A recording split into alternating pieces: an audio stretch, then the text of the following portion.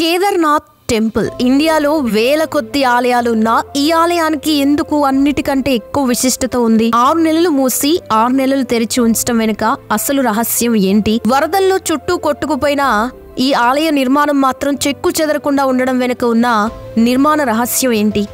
6 నెలలు అఖండ దీపాన్ని ఆరనివ్వకుండా వెలిగించేంత గొప్ప శక్తి ఈ గర్భగుడిలో ఏముంది? నిజంగానే ఈ ఆలయంలో పరమశివుడు కొలువై ఉన్నాడా? నందీశ్వరుడి ఈ ఆలయాన్ని రక్షిస్తున్నాడా? సైంటిస్టులకి కూడా అంతు చిక్కని రహస్యాలు ఇందులో ఏమున్నాయి? తెలుసుకోవాలంటే వెంటనే వీడియోని లైక్ చేసి మీరెప్పుడైనా కేదార్నాథ్ వెళ్తే మీ అనుభవాన్ని కామెంట్లో పెట్టండి. ఫస్ట్ మీరు తెలుసుకోవాల్సిన విషయం ఏంటంటే అసలు కేదార్నాథ్ టెంపుల్ ఎవరు ఎప్పుడు ఎందుకు నిర్మించారు అనేది. ఈ టెంపుల్కి వెళ్ళి ఎవరైతే ఆ శివుణ్ణి దర్శించుకొని పూజలు చేస్తారో వాళ్ళు చాలా ఆనందంగా సంతోషంగా ఉంటారు. ఎందుకంటే ఈ మందిరాన్ని చేరుకోవడం అందరి వల్ల కాదు. ఇక్కడ మీరు తెలుసుకోవాల్సిన విషయం ఏమిటంటే అసలు కేదార్నాథ్ టెంపుల్ ఎవరు ఎప్పుడు ఎందుకు నిర్మించారు? ఈ ప్రశ్నకి సమాధానం ఎవ్వరి దగ్గర లేదు. కానీ పురాణాల ప్రకారం కేదార్నాథ్ టెంపుల్ని పాండవులు కట్టించారు అని కథనం. కానీ ఈ విషయానికి సంబంధించి ఎలాంటి ప్రూఫ్స్ దొరకలేదు. దీని వెనుక ఇంకేదో రహస్యం దాగి ఉండొచ్చు. అంతేకాదు ఇంకా చాలా రహస్యాలు కూడా ఉన్నాయి. ఎందుకంటే కేదార్నాథ్ టెంపుల్ నిర్మాణాన్ని చూస్తే చాలా ఆశ్చర్యం కలుగుతుంది. కేదార్నాథ్ టెంపుల్ నిర్మాణంలో యూజ్ చేసిన రాళ్ళని ఇంటర్లాకింగ్తో ఎలా అరేంజ్ చేశారంటే ఇప్పటికీ మోడర్న్ ఇంజనీర్స్ కూడా అలా కట్టలేరు. కేదార్నాథ్ టెంపుల్ కొన్ని వేల సంవత్సరాలు పురాతనమైంది.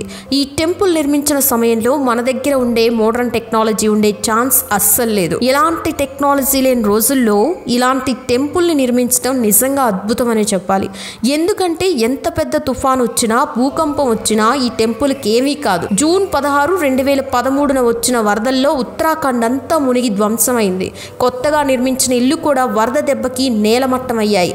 పెద్ద పెద్ద బిల్డింగ్స్ కూడా పూర్తిగా డిస్ట్రాయ్ అయ్యి జల సమాధయ్యాయి. కానీ కేదార్నాథ్ టెంపుల్కి మాత్రం ఎలాంటి నష్టం జరగలేదు. మందిరంలో ఒక చిన్న రాయి కూడా చెక్కు చెదరలేదు. వరద ప్రభావంతో టెంపుల్ అంతా నీటిలో నిండిపోయింది. కానీ టెంపుల్కి మాత్రం ఏం అవ్వలేదు. కొన్ని వేల సంవత్సరాల కిందట ఎలా ఉందో ఇప్పటికీ కేదార్నాథ్ టెంపుల్ అలాగే ఉంది. దీంట్లో గొప్పతనం ఏముంది? చాలా పురాతన టెంపుల్స్ ఇలానే చెక్కు చెదరలేదు కదా అని మీకు అనిపించవచ్చు. ఇప్పుడు చెప్పబోయే విషయం వింటే మీ రోమాలు ఖచ్చితంగా నిక్కబొడుచుకుంటాయి. 2013 వరదల్లో ఉత్తరాఖండ్ అంతా నీటితో నిండిపోయింది. ఎటు చూసినా నీరు మాత్రమే కనిపించింది. ఆ వరద దెబ్బకి కొండ మీద ఉన్న ఒక పెద్ద బండరాయి దొర్లుకుంటూ కేదార్నాథ్ టెంపుల్కి ఎదురుగా ఆగింది. అలా అక్కడే ఉండి నీటి పాయలని రెండుగా చేసేసింది. పూర్తి వరద ప్రభావం టెంపుల్ని అటాక్ చేయకుండా ఈ రాయి అడ్డుపడి వరద తీవ్రతను తగ్గించింది. దాంతో ఈ కేదార్నాథ్ టెంపుల్ సురక్షితంగా ఉంది. ఇప్పటికీ లేటెస్ట్ టెక్నాలజీతో కట్టిన పెద్ద పెద్ద బిల్డింగ్స్ కూడా ఈ వరద దాటికి తట్టుకోలేక నేలమట్టమయ్యాయి.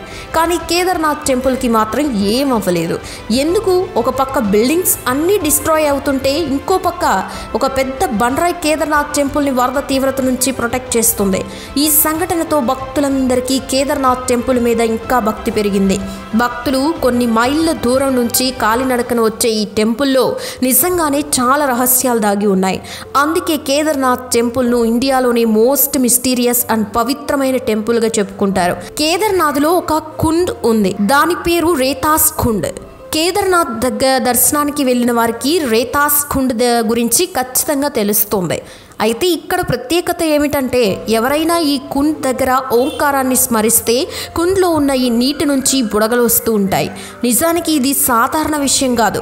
అందుకే ఈ విషయం గురించి తెలుసుకోవడానికి చాలామంది సైంటిస్టులు ఇక్కడికి వచ్చి పరిశోధనలు చేశారు. ఇలా ఎందుకు జరుగుతుందో తెలుసుకోవడానికి ప్రయత్నం చేశారు. ఎంత ప్రయత్నించినా కూడా అసలు కారణం ఏంటో తెలుసుకోలేకపోయారు. ఇప్పటికీ కూడా ఈ విషయంపై పరిశోధనలు జరుగుతూనే ఉన్నాయి. ఒకవేళ దీని గురించి మీకేమైనా తెలిస్తే కామెంట్ సెక్షన్లో చెప్పండి. కేదార్నాథ్ టెంపుల్ 6 నెలలు తెరిచి ఉంటుంది. మిగతా 6 నెలలు మూసి ఉంటుంది.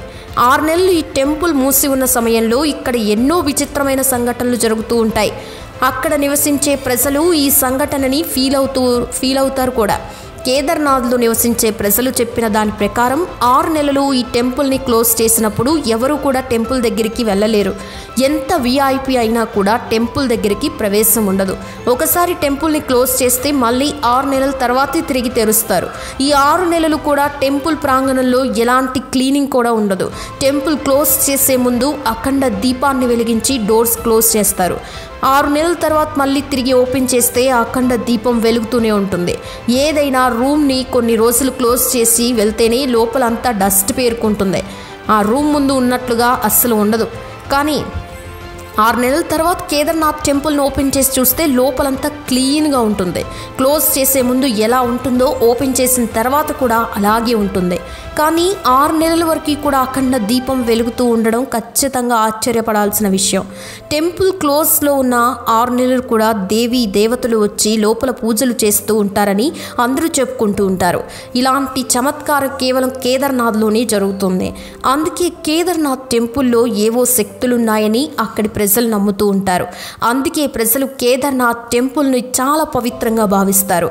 కేదార్నాథ్ టెంపుల్ని ఇండియాలో ఉన్న వేరే ఏ టెంపుల్తోనూ అస్సలు పోల్చరు. కేదార్నాథ్లో భక్తులు ఫీల్ అయ్యే కొన్ని శక్తుల్ని ఇంకెక్కడా కూడా ఫీల్ అవ్వలేరు.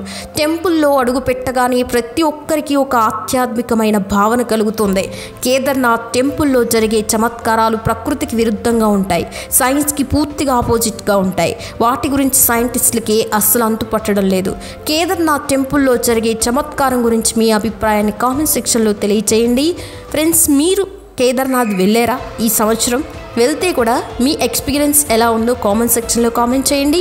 వీడియో నచ్చితే లైక్ చేయండి, షేర్ చేయండి, ఛానల్ని సబ్స్క్రైబ్ చేయండి. Thanks for watching this video.